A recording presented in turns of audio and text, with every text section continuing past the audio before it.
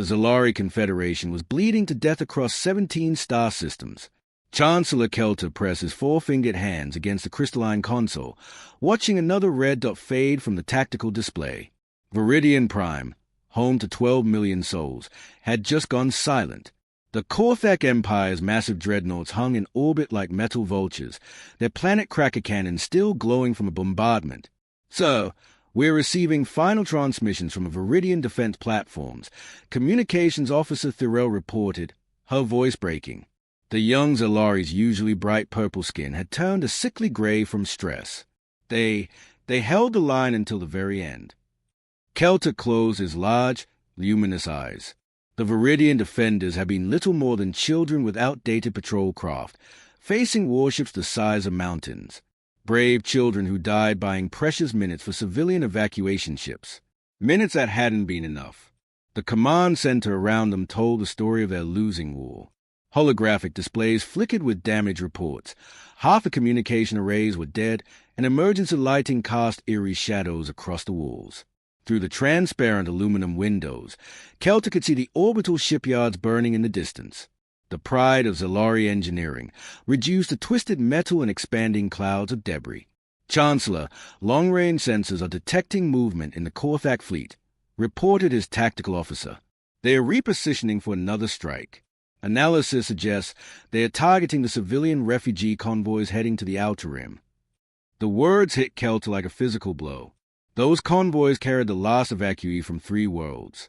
Families, children, the elderly, non-combatants fleeing in converted cargo haulers and ancient passenger liners. They had no weapons, no shield worth mentioning. Against Korthak interceptors, they might as well be flying coffins. How long until the convoys reached the hyperspace jump point? Kelter asked. 14 hours, sir, but the Korthak squadron will intercept them in 6. Kelter felt the weight of his species' extinction settling on his shoulders. The Zalari had been a peaceful people for over 2,000 years. Their military was designed for exploration and rescue operations, not warfare against an empire that viewed genocide as efficient resource management. Every engagement had been a massacre. Every battle had ended in retreat. "So," Thirell spoke up hesitantly, "there's one option. The emergency protocol." The emergency protocol. A last resort written into Zalari lore centuries ago, when they first joined the Galactic Council. If the Confederation faced total annihilation, they were authorized to broadcast a distress signal on all known frequencies, begging for intervention from any civilized species. "Do it," Kelter ordered. "Send the beacon to every garden world in the database. The Altarians, the Vegan Republic, the Centauri Alliance. Someone must help us." Thirell's hands shook as she activated the ancient communication array. The distress beacon was more than just a message. It was a complete data package containing Zalari history, culture, and their current tactical situation. A final testament to their civilization, beamed into the void with a desperate hope that someone, somewhere, would care enough to respond. But the galaxy was vast, and the Zalari had learned a cruel truth over the past months. Most civilized species were like them.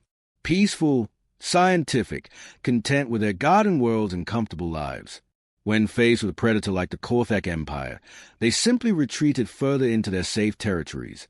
The beacon launched, racing through hyperspace toward a dozen different star systems. But 50 light-years away, at Junction Station Omega-7, something went catastrophically wrong. The automated relay station had been damaged in a recent meteor shower, its quantum processors scrambled by cosmic radiation. When the Zalari distress signal arrived, the station's corrupted navigation protocols misread the destination codes. Instead of reaching the peaceful garden worlds of the Galactic Council, the SOS signal veered into a sector marked with warning beacons and danger signs, a region that every civilized species avoided. The quarantine zone around Sol System. Earth. Death World Classification Extreme. Meanwhile, at Terra Command, Admiral Emily Harrison was reviewing the latest Deep Space Patrol reports when every alarm in the facility started screaming. The massive communication array on Luna had detected something unprecedented.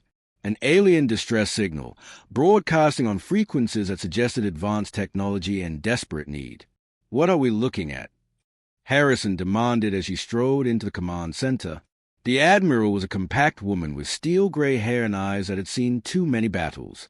She wore the scars of the Martian Rebellion and the asteroid mining wars with quiet pride. First contact scenario, Admiral, reported Commander Jack Reynolds, his fingers dancing across the holographic interface. Signal originated approximately 50 light-years spinward. Universal distress codes, but the language is completely unknown. Our computers are working on translation, but the message is fragmented. Harrison studied the tactical display showing the signal's origin point. Military assessment. Could be genuine, could be a trap, but Admiral. Reynolds paused, highlighting sections of the decoded transmission. If this is real, we're looking at genocide on a massive scale. Entire star systems going dark. Within minutes, the translation algorithms began producing results. Words like help, dying, and children appeared on the screens. But it was the tactical data that made Harrison's blood run cold. Energy signatures suggesting weapons of mass destruction. Population centers being systematically eliminated. Signal the fleet, Harrison ordered. I want Task Force Thunder ready for immediate deployment. 200 ships, full Marine complement, and tell them to pack for war. As sirens wailed across Earth's military installations, 50,000 Marines began suiting up for humanity's first interstellar conflict. They had no idea they were about to become the answer to an entire species' prayers. Task Force Thunder carved through hyperspace like a steel blade through silk, leaving ripples in the fabric of space-time that will be detectable for decades. The human fleet moved at velocities that defied conventional physics, their experimental warp drives pushing the boundaries of what matter could endure. Inside the flagship, USS Defiance, Admiral Emily Harrison stood before a wall of holographic displays showing 200 warships maintaining perfect formation despite traveling faster than most species could even measure. The journey that would take conventional alien vessels months was being completed in days. Human engineering had long ago solved the problems that plagued other civilizations. Where alien ships needed weeks to safely accelerate to hyperspace velocities, human vessels could make the transition in minutes. Where others required complex calculations and careful planning, human navigational computers processed millions of calculations per second, adjusting course in real time. Admiral, we're getting clearer translations of the Zolari communications, reported Lieutenant Commander Jessica Walsh, the fleet's xenobiology specialist. She was a tall woman with sharp features and the kind of analytical mind that had spent years studying theoretical alien life forms. Now she was faced with the real thing, and the data was troubling. Walsh manipulated the holographic interface, bringing up biological scans derived from the distress signal. Look at this bone density, Admiral. It's roughly equivalent to a human child. Their gravity must be about 1/3 of Earth standard. And these atmospheric readings. She paused, highlighting the data. They breathe a nitrogen-oxygen mix, but at much lower pressure. What we consider normal air would probably rupture their lungs. Admiral Harrison studied the alien physiology with growing concern. These weren't just different species. They were fragile in ways that made interaction dangerous. What about their technology levels? Advanced in some areas, primitive in others, Walsh continued. Their communication systems are sophisticated, but their material science seems limited. Look at these hull composition readings from their ships. It's mostly titanium-aluminum alloys. Strong enough for their purposes, but compared to our neutronium-reinforced hulls. She shook her head. A stiff breeze would punch through their armor, finished Colonel Robert Hayes, commander of the Marine contingent. Hayes was a mountain of a man, standing 6 feet 6 inches and carrying 250 pounds of muscle and cybernetic enhancements. Like most Marines, he'd been genetically modified for combat effectiveness. Enhanced reflexes, reinforced bones, improved healing. Standard modifications that made him roughly 3 times stronger than a baseline human. My Marines are going to have to rewrite the engagement protocols, Hayes continued, pulling up tactical assessments on his personal display. Standard combat doctrine assumes enemies that can take a punch. These Zolari. Admiral, a normal handshake might break their bones. A friendly pat on the back could be fatal. The colonel gestured to the Marine deployment bay visible through the observation windows. Thousands of soldiers in powered armor were running final equipment checks. Each suit of armor weighed half a ton and multiplied the wearer's strength by a factor of 10. Weapons designed to punch through starship hulls. Personal shields that could deflect plasma cannons. We'll need to develop non-lethal contact protocols, Hayes said grimly, because everything we carry is designed to kill things much tougher than these aliens. Meanwhile, 50 light-years away in the Zolari system, Chancellor Kelter was experiencing the strangest mixture of hope and terror in his species' recorded history. The good news was that someone had answered their distress call. The terrifying news was what his scientists were telling him about their rescuers. "Chancellor, you need to see this," called out his chief science advisor, Dr. Nates. The elderly Zolari's hands trembled as she manipulated the long-range sensor data. "The energy signatures we're detecting, they don't match anything in our databases." Kelter moved to the science station, his 4 eyes focusing on the holographic display. What he saw made no sense. The approaching fleet was still days away, but their engines were generating power readings that seemed impossible. "Our sensors malfunctioning," Kelter asked hopefully. "I've run diagnostics 12 times, Dr. Nates replied, her voice barely a whisper. "The readings are accurate. Chancellor, each of those ships is producing more energy than our entire homeworld generates in a year. And there are hundreds of them." The tactical officer, a young Zolari named Corthan, had gone completely pale. His species' natural purple skin had faded to an almost white shade of shock. "Sir, I've been analyzing their approach vector and velocity. These ships, they are traveling through hyperspace at speeds that should tear apart any known material. The gravitational stress alone should have liquefied their crews." Dr. Nates pulled up comparative analysis charts. "Look at this, Chancellor. Our fastest military vessels can achieve 0.75 hyperspace. These ships are maintaining velocity at factor 12. That's not just advanced technology. That's impossible technology." Kelter stared at the data in growing horror. The Galactic Council's most advanced civilizations could barely achieve factor 3 in hyperspace. The theoretical maximum, according to their best scientists, was factor 8, and that would require materials that didn't exist. Yet their rescuers were casually exceeding those limits while maintaining perfect formation. What kind of beings are we dealing with? Kelter whispered. Dr. Nates highlighted another section of the sensor data. "The hull materials are completely unknown to us. The density reading suggests some kind of neutron-degenerate matter, which should be impossible to work with. The energy weapons signatures indicate they're channeling stellar-level forces through handheld devices." "Chancellor," Corthan interrupted, "I'm detecting smaller craft launching from their capital ships. Thousands of them. Each one generates more power than our largest dreadnought." Kelter realized with dawning terror that they hadn't called for rescue from their fellow civilized species. They had somehow contacted something far beyond the normal parameters of galactic civilization, something that treated the impossible as routine, that casually wielded forces that could reshape star systems. The question was no longer whether these beings would help them against the Korthak Empire. The question was whether the Zolari would survive their rescue. Task Force Thunder dropped out of hyperspace at the edge of the Zolari system like a hammer blow against the fabric of reality itself. The transition from faster-than-light travel to normal space created a gravitational shockwave that rippled outward in all directions. Nearby asteroids cracked and tumbled from their orbits. The gas giant in the outer system developed new storm patterns as its atmosphere was stirred by forces it had never experienced. On monitoring stations throughout the system, every sensor array simultaneously overloaded and shut down. The energy release from 200 human warships materializing in normal space registered as a stellar event. Emergency systems across 3 different worlds activated, convinced that their sun was about to go nova. The Korthak blockade fleet, which had been methodically hunting down Zolari refugee ships, suddenly found their instruments screaming warnings they couldn't understand.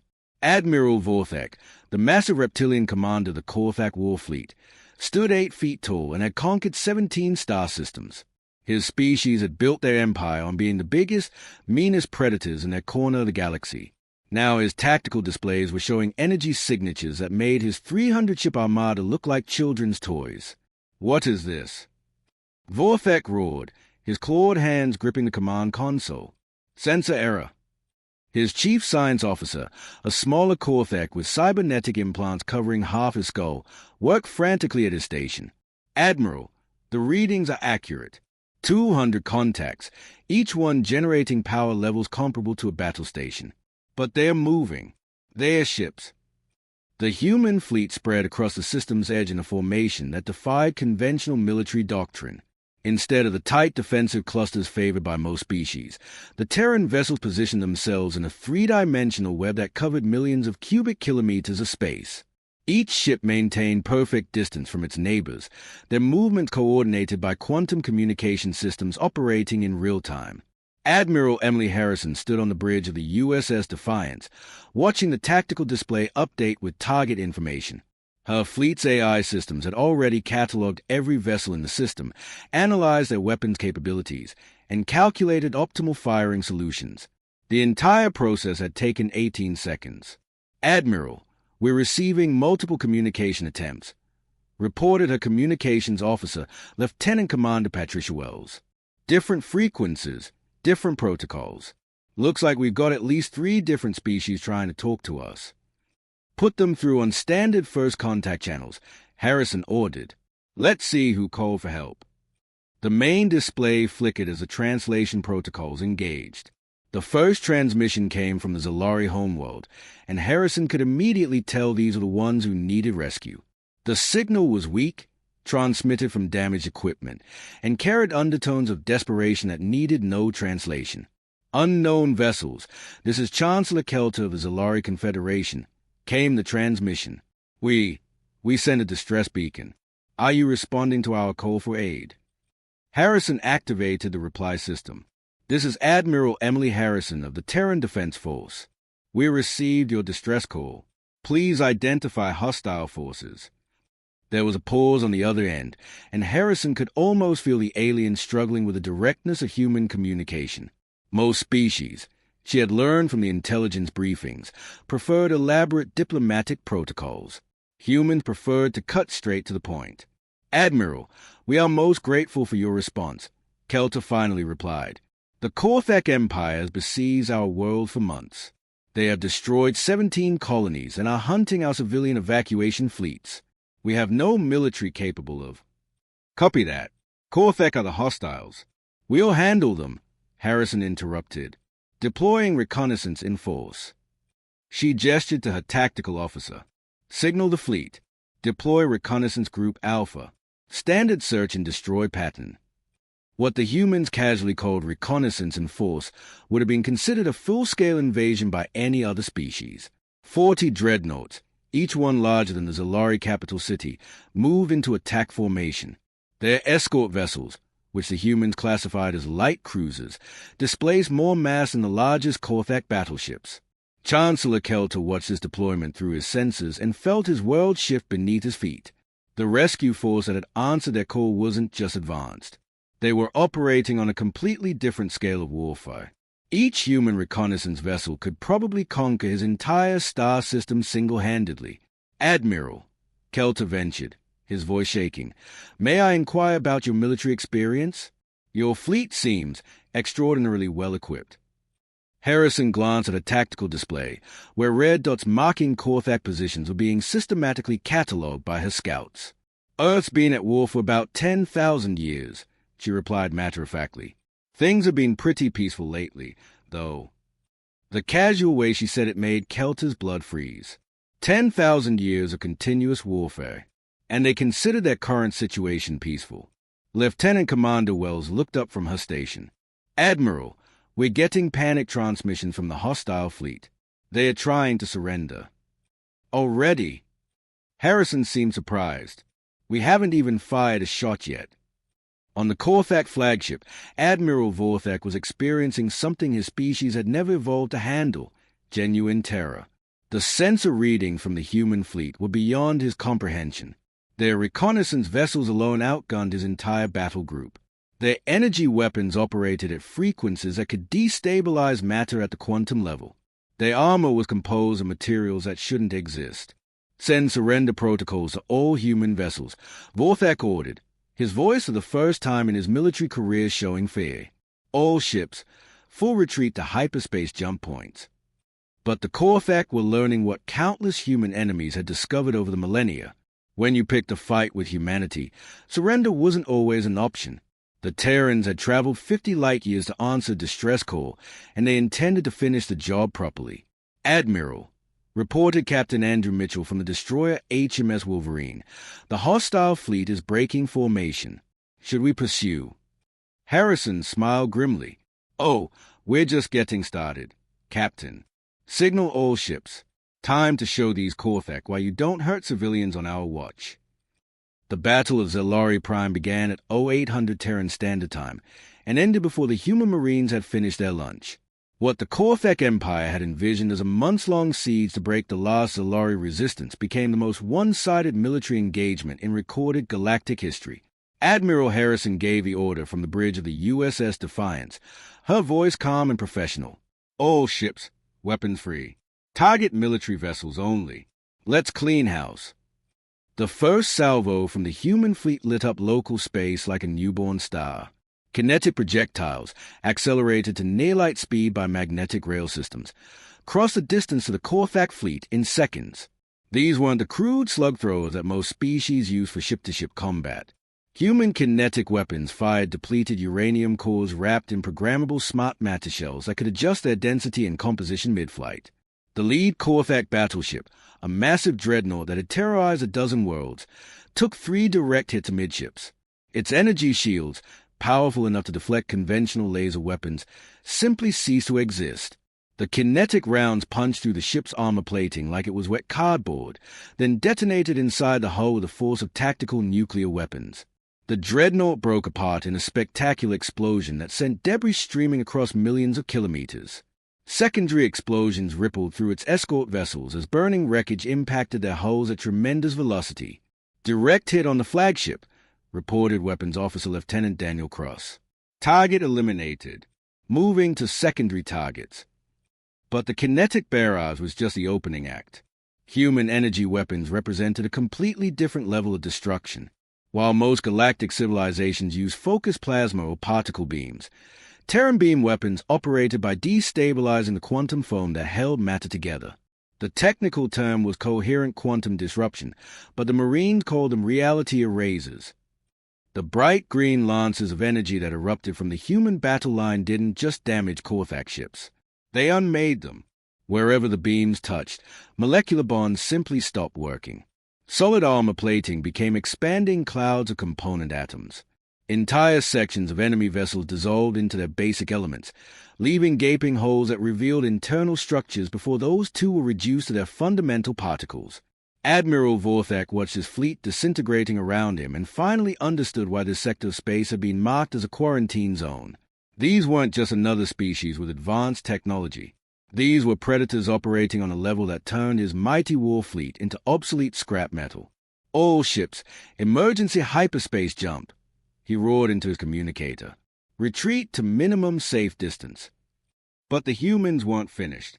As Korthak vessels began powering up their hyperspace drives, swarms of smaller craft launched from the Terran fleet. What looked like single-pilot fighters moved with impossible speed and agility, weaving between enemy ships and attaching themselves to hulls like metallic parasites. "Boarding pods deployed," reported Colonel Robert Hay from the assault transport USS Normandy. "All Marine units, go for breach and clear. Remember, we need some of these ships intact for intelligence gathering." The boarding pods weren't subtle. Each one carried a 20-man Marine squad equipped with portable fusion cutters that could slice through starship hulls in seconds. The pods clamped onto enemy vessels, burned through their armor, and disgorged human soldiers directly into the ship's interiors. The Korthak had never faced anything like human Marines. Each soldier wore powered armor that multiplied their strength tenfold and carried weapons designed to fight in the vacuum of space. Enhanced with genetic modifications and cybernetic implants, they moved through the corridors of enemy ships like unstoppable forces of nature. Sergeant First Class William Turner led his squad through the ventilation system of a Korthak heavy cruiser, his armor sensors mapping the ship's layout in real time. The artificial intelligence built into his suit had already identified the bridge, engineering, and weapons control centers. His job was simple: capture the ship intact and take prisoners for interrogation. The first group of Korthak warriors they encountered was huddled behind makeshift barricades in the main corridor. These were elite soldiers, each one standing over 7 feet tall and armed with weapons that could punch through tank armor. They opened fire the moment Turner's squad rounded the corner. The plasma bolts and explosive rounds that could devastate most opponents simply bounced off the Marines' energy shields. Turner walked through the barrage like he was strolling through a light rain. His squad returned fire precise and overwhelming. The Korthak weapons, designed for intimidating civilized species, were woefully inadequate against enemies who considered total warfare the baseline. Within minutes, the corridor was cleared. The surviving Korthak soldiers lay unconscious, stunned by non-lethal weapons that the Marines used when they wanted prisoners. Turner's squad moved deeper into the ship, methodically securing each section with mechanical efficiency. Similar scenes played out across dozens of Korthak vessels. Human boarding parties swept through enemy ships like a tide of destruction, neutralizing resistance with casual professionalism. The Korthak, who had built their empire on fear and intimidation, simply couldn't comprehend opponents who treated their terrifying battle tactics as minor inconveniences. "Colonel, this is Sergeant Kelly from the assault on the command ship. Came a transmission over the tactical network. We've secured the bridge. The enemy commander is asking if we'll accept their surrender." Colonel Hayes checked his chronometer. The boarding actions had been underway for less than 30 minutes. "Tell him we'll consider it after we finish downloading their computer systems." Standard intelligence protocol. Across the battle zone, the remaining Korthak fleet was in full retreat. Ships that hadn't been boarded or destroyed were desperately trying to reach minimum safe distance for hyperspace jumps. Their formation had completely collapsed, and individual captains were fleeing in whatever direction seemed safest. "Admiral, the hostile fleet is withdrawing," reported Captain Michael Porter from the destroyer HMS Belfast. "Should we pursue and finish them off?" Admiral Harrison watched the fleeing enemy ships on her tactical display. The battle was over. The Korthak had learned a valuable lesson about picking fights with species they didn't understand. "Negative, Captain. Let them run. They'll spread the word." She turned to her communications officer. "Signal Chancellor Kelter. Let him know his space is clear." The Battle of Zalari Prime was over. The Korthak Empire's reputation for invincibility lay in ruins, scattered across the system along with the wreckage of their fleet. And somewhere in the depths of space, the surviving Korthak commanders were already composing reports that would change the galaxy's understanding of what lurked in the quarantine zones. In the aftermath of what historians would later call the 6-Hour War, Chancellor Kelter stood in his rebuilt command center, staring at reports that defied everything he thought he knew about the universe. The human fleet had annihilated a galactic-scale threat in less time than it took him to finish his morning meal. The Korthak Empire, which had terrorized 17 star systems and commanded over 3,000 warships, had been reduced to scattered refugees fleeing into the Outer Rim. "Chancellor, the human admiral is requesting a conference," reported Communications Officer Thorell. Her voice still carried traces of shock from witnessing the battle. "She says it's about post-conflict arrangements." Kelter activated the communication link, and Admiral Harrison's image appeared on the main display. She looked remarkably relaxed for someone who had just rewritten the balance of power in their corner of the galaxy. Behind her, Kelter could see human crew members going about their duties with casual efficiency, as if obliterating an empire was just another day at the office. "Chancellor Kelter," Harrison began with a slight smile, "glad to see your communication systems are back online. We've completed our preliminary sweep of the system. Found a few stragglers hiding in the asteroid belt, but nothing that poses a threat." "Admiral, we cannot express our gratitude for—" Kelter started. "No need for thanks," Harrison interrupted gently. "We'd be happy to establish a defense pact with the Zalari Confederation. Protecting your territory would give our forces useful training exercises for our newer recruits." Training exercises. The words hit Kelter like a physical blow. These apex predators considered the complete destruction of the Korthak war machine to be practice runs for their inexperienced soldiers. He watched through his senses as human cleanup crews methodically processed the battlefield debris, their salvage operations more efficient than most species' main industrial centers. Training exercises. Kelter managed to ask. "Standard patrol duties, really," Harrison replied, consulting a data pad. "We'll leave a monitoring station to keep an eye on things. Nothing too elaborate. Just enough firepower to handle any regional threats that might pop up." What Admiral Harrison casually described as nothing too elaborate turned out to be a space station the size of a small moon. The USS Guardian was a modular fortress that assembled itself from components carried by the human fleet. Within hours of the battle's end, the station had deployed defensive platforms throughout the Zalari system, each one capable of engaging multiple capital ships simultaneously. Dr. Nates, the Zalari chief science advisor, had spent the entire day analyzing the human technology with growing amazement and terror. Chancellor, that monitoring station they're leaving behind, its main reactor alone generates more power than our entire civilization combined. The weapons arrays could sterilize every planet in our system within minutes. Kelton nodded grimly. The humans had essentially turned the Zalari system into an impregnable fortress without breaking a sweat. What else are we looking at? They've left automated repair facilities for our damaged ships, Dr. Nates continued, pulling up holographic displays. Manufacturing centers that can produce materials we've never seen before. Medical facilities with technology centuries ahead of our best hospitals. And Chancellor, they're giving it all to us, free of charge. The generosity was as overwhelming as the firepower.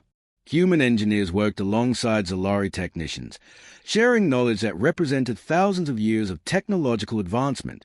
Marine medics treated wounded Zalari with equipment that could regrow lost limbs in hours.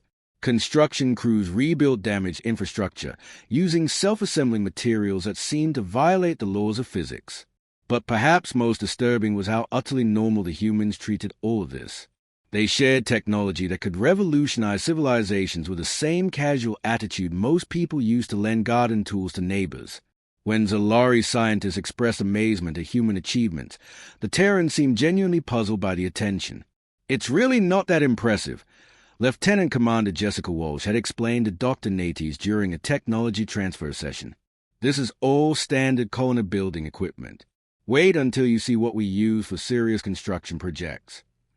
As Task Force Thunder prepared to depart, leaving behind their monitoring station and enough defensive platforms to hold off entire fleets, Kelter began updating the Galactic Council's threat assessment database.